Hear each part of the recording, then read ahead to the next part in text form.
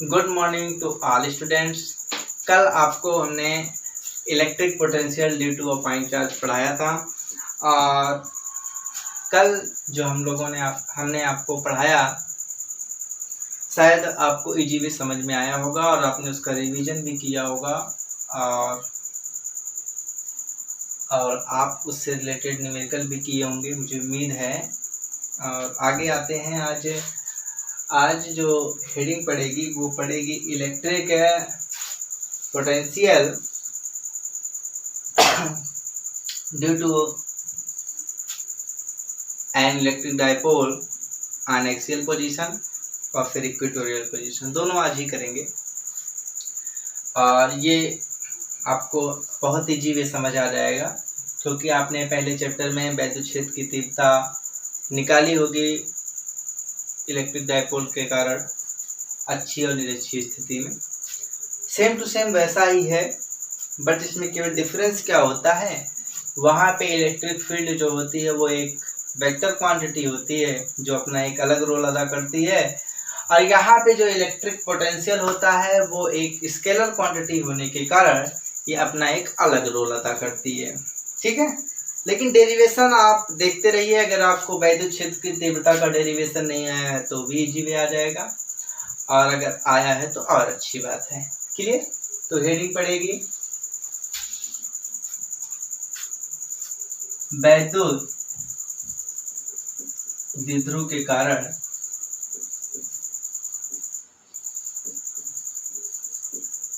वैद्युत विभव।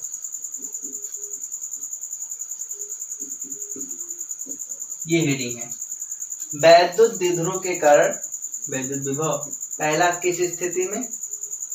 अक्षीय स्थिति में। अक्षीय स्थिति में। दूसरा निरक्षीय स्थिति में।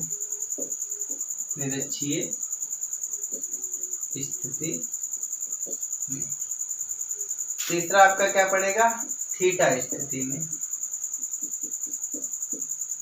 या इसको कहते हैं जनरल फार्मूला जिसके थ्रू दोनों आ जाएगा, ये व्यापक सूत्र।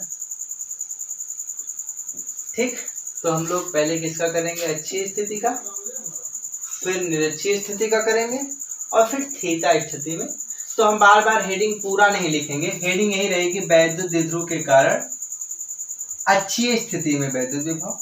फिर हेडिंग क्या रहेगी? वैद्युत द्विध्रुव के कारण निरक्षीय स्थिति में वैद्युत विभव। फिर वैद्युत द्विध्रुव के कारण थीटा स्थिति में वैद्युत विभव। तो मैं केवल अक्षीय स्थिति में लिखूंगा तो हेडिंग आप पूरा लगा लीजिएगा, निरक्षीय स्थिति में लिखेंगे तो हेडिंग आप पूरा लगा लीजिएगा, थीटा स्थिति में लिखेंगे तो हेडिंग आप पूरा लगा लीजिएगा। क्लियर? तो पहली हेडिंग जो पढ़ रही है वो क्या पढ़ रही है? अक्षीय स्थिति में वैद्युत विभव। अक्षीय स्थिति में, अक्षीय स्थिति में। चलिए, तो किसके कारण? वैद्युत द्विध्रुव के कारण। तो सबसे पहला काम आप एक वैद्युत द्विध्रुव लेंगे, इलेक्ट्रिक डाइपोल। ये हमारा -q, ये हो गया प्लस। बीच की डिस्टेंस कितना हुआ करती थी? ये हो गया -q, ये हो गया +q। बीच की डिस्टेंस जो हुआ करती थी वो कितना लिया करते थे? 2l।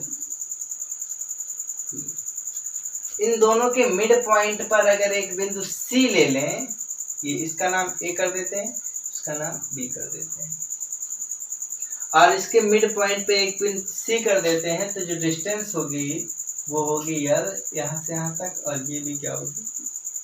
EL। क्योंकि टोटल 2l है तो मिड पॉइंट पे है, आधे मध्य बिंदु पे तो आधा हो जाएगा l, ये आधा हो जाएगा। इससे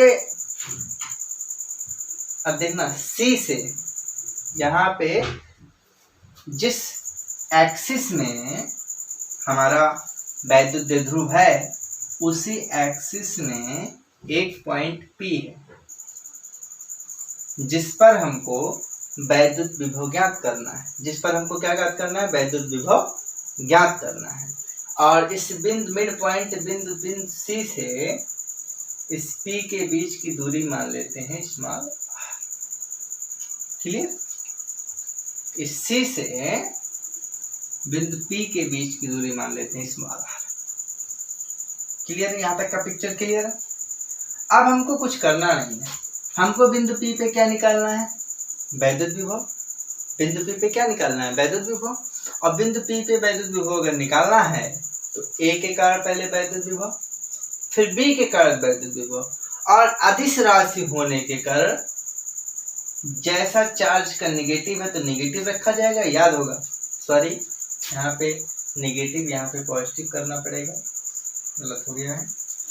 तो अगर नेगेटिव साइन है तो पोटेंशियल नेगेटिव आएगा, अगर पॉजिटिव साइन है तो पोटेंशियल हमारा पॉजिटिव आएगा। तो प्लस पहले लिखते हैं माइनस क्यू आवेश के कारण, माइनस क्यू आवेश के कारण बिंदु P पर वैद्युत विभव VA लिख लेते हैं। क्लियर। तो माइनस क्यू पे क्या है, पॉइंट A, तो A के पोटेंशियल की बात कर रहे हैं, ध्यान समझिएगा। किसके कारण, A point, A minus Q आवेश के कारण। तो क्या आ जाएगा 1/4 pi epsilon naught Q by R। Q कितना, minus Q, by R। R कितना, यहाँ से लेकर के यहाँ तक, जो R मतलब डिस्टेंस, यहाँ से लेके यहाँ तक, ये पूरा R है, इसमें जोड़ना पड़ेगा, यानी R प्लस। इसी प्रकार प्लस क्यू आवेश के कारण, प्लस क्यू आवेश के कारण बिंदु P पर वैद्युत विभव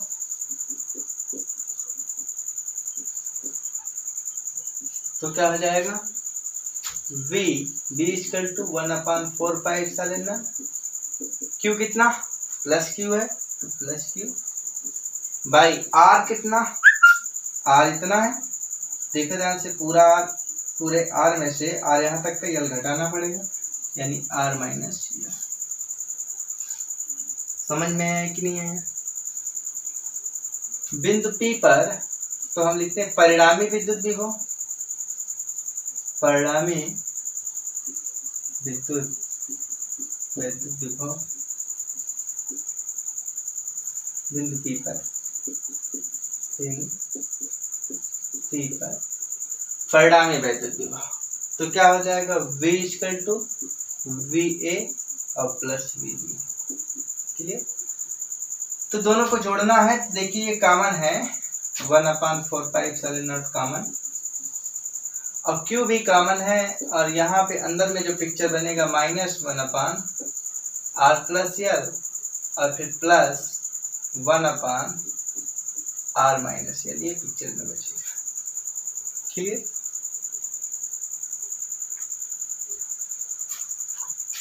आगे हम डेरिवेशन यहाँ करते हैं, पता नहीं नीचे आपको दिखे कि ना दिखे। तो V इक्वल टू तब क्लियर, अच्छे से समझिएगा, 1/4 pi epsilon naught Q, 1/4 pi epsilon naught Q। यहाँ पे एलसीएम लेंगे तो इसका गुणा इसमें -R और माइनस माइनस हो जाएगा प्लस यल, इसका गुणा इधर करेंगे प्लस R और प्लस यल अपान, यहाँ पे A plus B, A minus B हो जाएगा A square minus B square. Clear. तो R से R क्या हो जाएगा, कैंसिल आउट। तो V equal to 1/4 pi epsilon naught Q, L कितना हो जाएगा 2L upon R square minus L square. अब यहाँ पे एक चीज समझिए, जो R की डिस्टेंस है वो बहुत ज्यादा है कंपेरिजन टू यल। क्यों? क्योंकि वैद्युत द्विध्रुव में बताया गया होगा, आपको नहीं बताया गया, जान लो, ये जो दोनों आवेश पॉजिटिव और नेगेटिव चार्ज जो दोनों होते हैं उनके बीच का जो सेपरेशन होता है, जो वो बहुत सूक्ष्म होता है, और बहुत सूक्ष्म होने के कारण उनका आधा किया जा रहा है, तो यल और सूक्ष्म हो गया, और सूक्ष्म का स्क्वायर करोगे तो और सूक्ष्म हो जाएगा। तो यहाँ पे एक एजम्पशन हो जाएगा कि आर स्क्वायर जो होता है वो much much much much greater होता है यल स्क्वायर से, और ये बहुत बड़ा होने के कारण और ये बहुत छोटा होने के कारण इस टर्म को छोड़ देते हैं। तो आ क्या जाएगा, v equal to 1/4 pi epsilon naught. अब हो क्या जाएगा 2ql, ये हो गया p अपान ये टर्म छोड़ दिया r स्क्वायर, ये हो गया आपका अच्छी स्थिति में वैद्युत विभव। वैद्युत द्विध्रुव के कारण अच्छी स्थिति में वैद्युत विभव। कुछ नहीं करना है, एक बार और फास्टली डिवीजन कर देते हैं।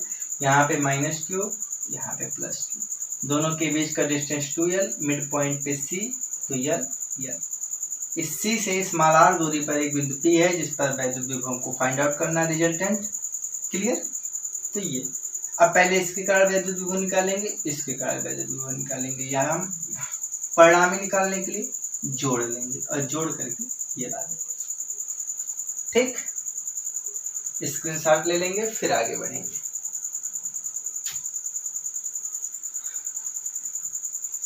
चलिए मिटा दें, मिटा दें।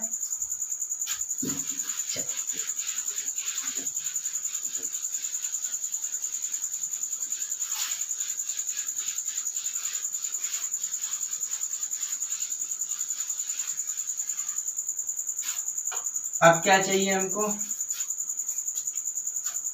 वैद्युत द्विध्रुव के कारण पहला डेरिवेशन हो चुका है, अब दूसरे डेरिवेशन की तरफ। वैद्युत द्विध्रुव के कारण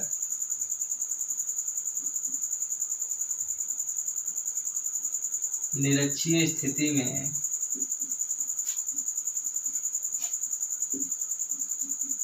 वैद्युत विभव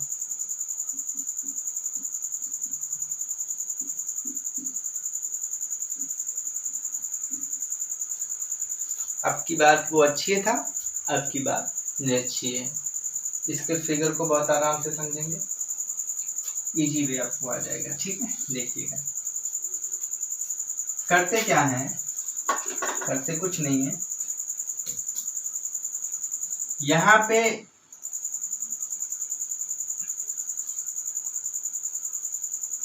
ये हो जाएगा -q, यहाँ पे हो गया आपका +q।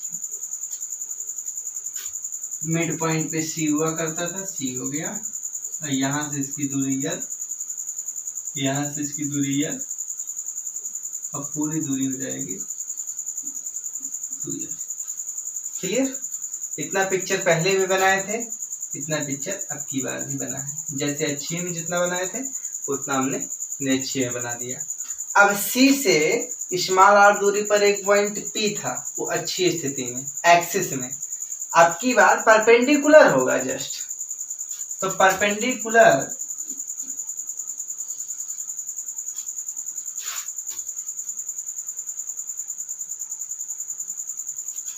यहाँ पे बिंदु P पे, जो कि यहाँ से इसका डिस्टेंस स्मॉल r है, C से स्मॉल r दूरी पर एक बिंदु P है जिस पर हमको वैद्युत क्षेत्र की तीव्रता ज्ञात करनी है। तो पहले हम क्या करते हैं, मिला लेते हैं इसको इससे और इसको इससे।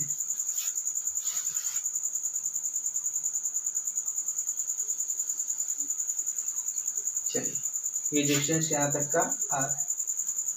अब मेरी बात समझिए, अगर ये r है, ये l है, यहाँ पे हम लिख देते हैं a और यहाँ पे लिख देते हैं b, और ये पॉइंट हो गया P। तो AP कितना होगा, AP, तो ये हमारा पाइथागोरस प्रमेय से L है, ये R है, तो ये कितना होगा √r² + L²। ठीक, यहाँ से देखते हैं BP कितना होगा, सेम √r² + L²। ठीक, अब करना कुछ नहीं है। अब पहले -q आवेश के कारण माइनस क्यू आवेश के कारण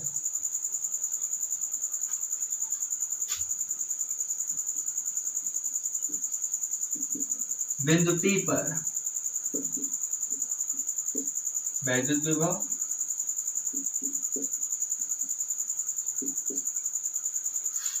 किसके कारण माइनस क्यू आवेश के कारण बिंदु P पर ले रहे हैं, तो VA इक्वल टू 1/4πε0 माइनस है इसलिए वेक्टर क्वांटिटी तो है नहीं, स्केलर क्वांटिटी है इसलिए निगेटिव है तो निगेटिव ही रहेगा, अपान आर ना कि आर स्क्वायर, तो आर क्लियर। ऐसे प्लस क्यू आवेश के कारण प्लस क्यू आवेश के कारण बिंदु P पर वैद्युत विभव क्या हो जाएगा, VB इक्वल टू 1/4πε0, चार्ज क्या है पॉजिटिव, तो Q/√r² प्लस क्लियर। अब बिंदु P पर परिणामी बिंदु, यहां तक समझ आ गया ना आप लोगों को, ठीक है। बिंदु P पर परिणामी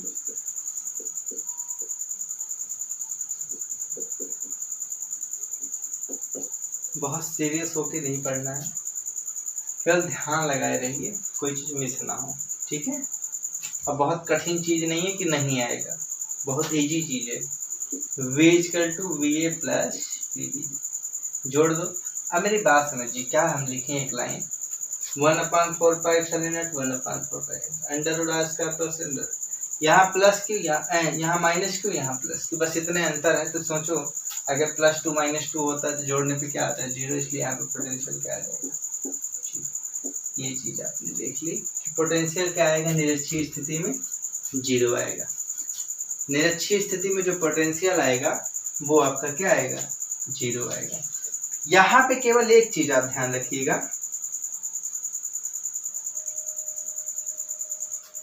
यहाँ पे एक चीज ध्यान दीजिएगा कि जब निरक्षीय स्थिति की हम बात करते हैं, किसकी बात करते हैं, निरक्षीय स्थिति की जब बात करते हैं, तो वहां पे अगर इस तरीके से बात करें, ये आपको समझ में आ गया कि इसमें पोटेंशियल 0 होगा। इसको मैं इरेज कर रहा हूँ, थोड़ा सा अलग से समझाने का प्रयास कर रहा हूँ, उसको आप समझने का प्रयास करिएगा।